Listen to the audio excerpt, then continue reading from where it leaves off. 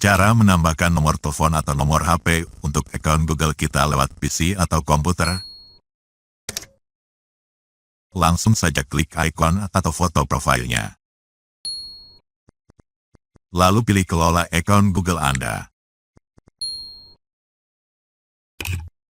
Kemudian buka bagian info pribadi.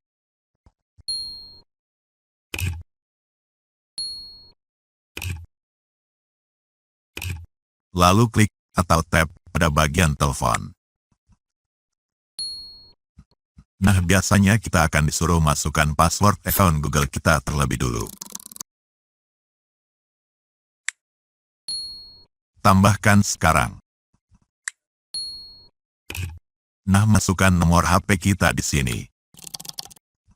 Selanjutnya, dapatkan kode. Masukkan kode verifikasi yang dikirim sistem Google ke HP kita di sini. Verifikasi. Nah, berhasil. Dengan status yang sudah terverifikasi.